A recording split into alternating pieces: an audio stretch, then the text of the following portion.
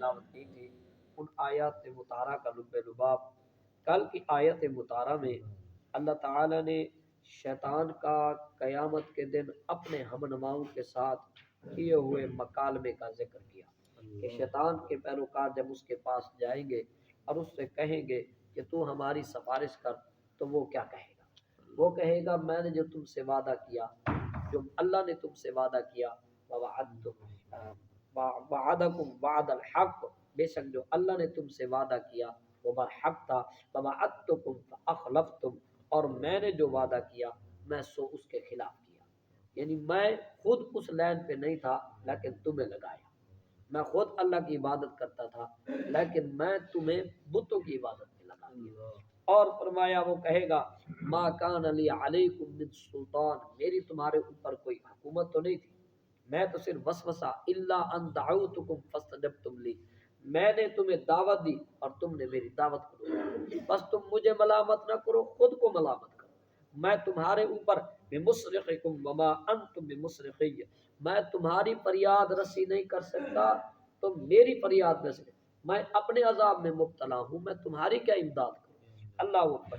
یہ سارا فرمایا عذاب ان پر کفر کی وجہ سے، ہر گناہ معاف ہے لیکن شرک معاف نہیں۔ اللہ سے قرآن میں فرمایا ان الشرک لظلم عظیم، شرک سب سے بڑا ظلم ہے، اور اللہ نے فرمایا ان اللہ لا یغفر ان یشرک به ویغفر ما دون ذلک لمن یشاء، فرمایا اللہ شرک معاف نہیں کرے گا، اللہ شرک معاف نہیں کرے گا، اس کے سوا جو چاہے گا اپنے کرم سے معاف فرمائے گا۔ ہم گناہگاروں کے لیے یہ آیت ایک مژدہ ہے، ایک ہمارے لیے ڈھارس ہے، ہمارے لیے یہ ایک خوشی کا سبب ہے کہ اللہ تعالیٰ شرک معاف نہیں کرتا، اس کے علاوہ جو چاہتا ہے وہ معاف کرتا ہے، اور ہم گناہگار یہ امید کرتے ہیں کہ اللہ تعالیٰ اپنے کرم سے ہمارے سارے گناہوں کو معاف فرمائے۔ اللہ اکبر کبیرہ۔ آج کی آیت مطہرہ میں اللہ تعالیٰ نے اہل جنت کا ذکر فرمایا۔ اللہ فرمایا وَأُدْخِلَ الَّذِينَ آمَنُوا وَعَمِلُوا الصَّالِحَاتِ جَنَّاتٍ تَجْرِي مِن تَحْتِهَا الْأَنْهَارُ، دو چیزوں کا حکم دیا اور پھر اس کا انعام دیا۔ فرمایا دو چیزیں ہیں، آمنو ایمان لے آؤ کہ اللہ کے ساتھ کسی کو شریک نہ کرو، وَعَمِلُوا الصَّالِحَاتِ چھڑا ایمان نہیں، ایمان کے ساتھ نیک اعمال کے پھل بھی لگانا۔ اب تمہارے پاس ایمان کا شجر تو ہے، ایمان تو تمہارے پاس ہے، لیکن اس ایمان کی کوئی سیرابی کرو، اس کو تراوٹ عطا کرو، اس کو رویدگی عطا کرو، اس کے اوپر محنت کرو تاکہ یہ تمہیں پھل دے۔ فرمایا وہ پھل کیا ہے؟ فرمایا سرکار دو عالم نور مجسم صلی اللہ علیہ وسلم نے فرمایا ایمان کی، فرمایا اصل جو ہے، فرمایا وہ ایمان ہے، اس کی بنیاد جو ہے وہ نماز ہے۔ سرکار نے فرمایا، سبحان اللہ، سرکار نے فرمایا ایمان کا جو شجر ہے اس کی جو جڑ ہے نا سرکار، جڑ بلکہ تنا اس کا جو ہے، فرمایا وہ جو جڑ ہے وہ کلمہ ہے، اس کی جو جناب من تنا ہے، سرکار نے فرمایا وہ نماز ہے، فرمایا اس کی شاخ زکوٰۃ ہے، اس کا پھل فرمایا وہ روزہ ہے۔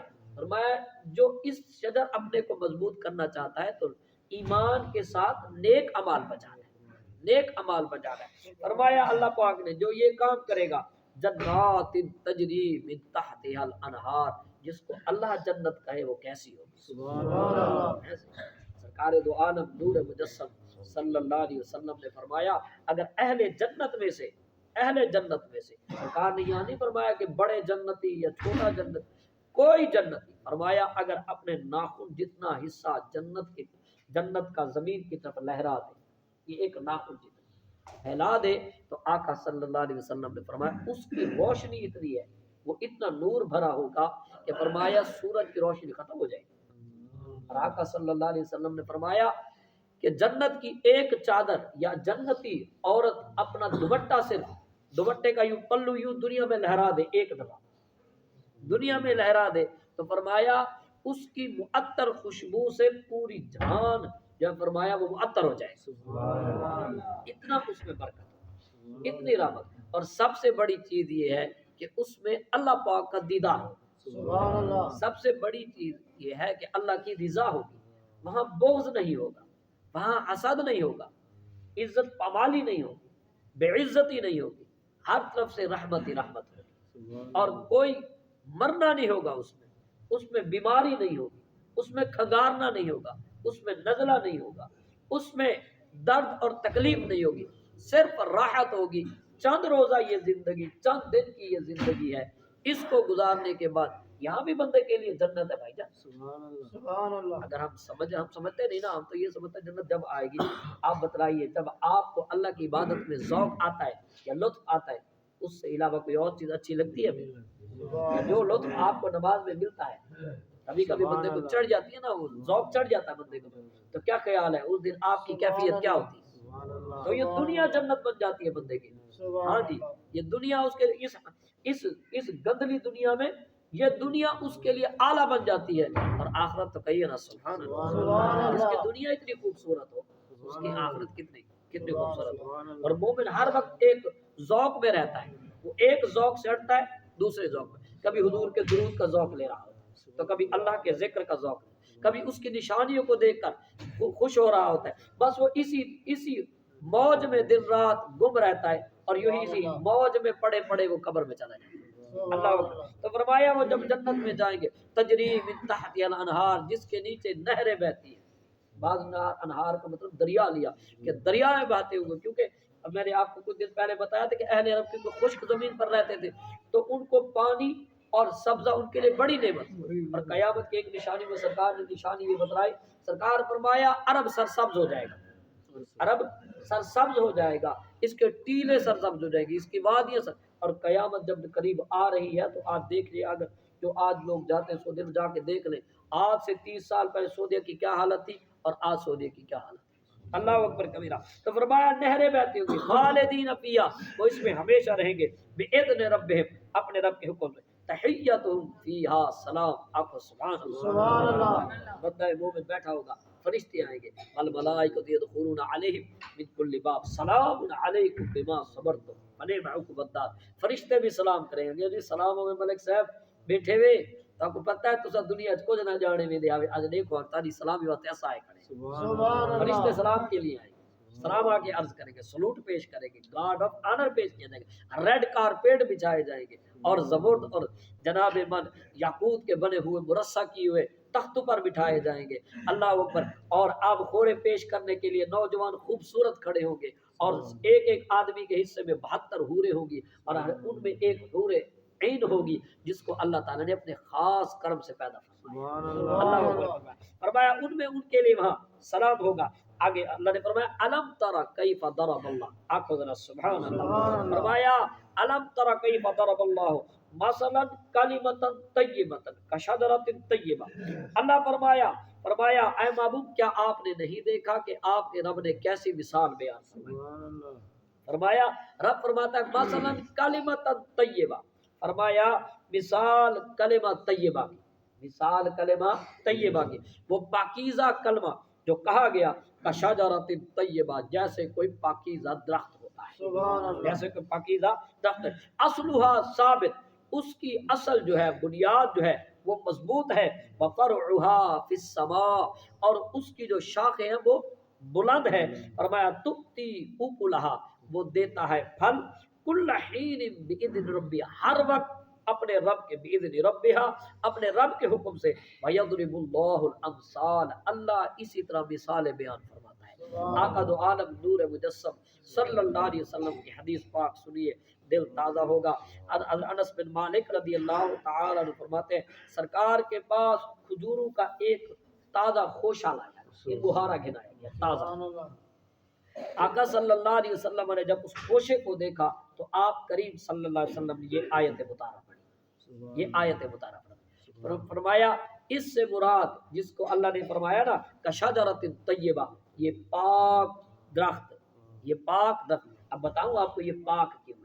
درخت تو اور سی بہت ہیں، آم بھی ہے اور بہت سے درخت ہیں، لیکن اللہ نے اور اس کے پیارے محبوب صلی اللہ علیہ وسلم نے درخت کھجور کو کیوں پاک کہا؟ کیونکہ یہ پاکوں سے نسبت ہے۔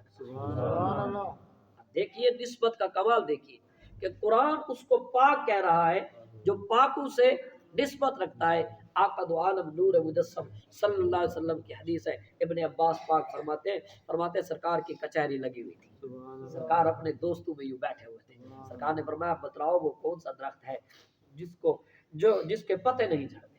فرمایا اس وقت ہر بندہ اپنی اپنی سوچ کے مطابق جنگل کے درختوں کے نام لینے لگ گیا، اور سرکار نے فرمایا وہ مومن کی پھوپھی ہے، ایسا درخت جس کے پتے نہیں جھڑتے اور وہ جو ہے مومن کی پھوپھی ہے۔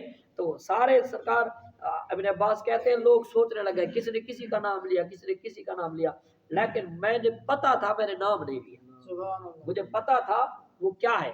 ذرا نوجوانوں توجہ کرنا میری بات کی طرف، تھوڑی سی توجہ۔ فرمایا مجھے پتا تھا لیکن میں چپ رہا، بولا نہیں۔ جب سب نے اپنے اپنے کلام کر لیے، سرکار نے فرمایا وہ درخت کھجور کا درخت ہے، وہ شجر کھجور کا شجر ہے۔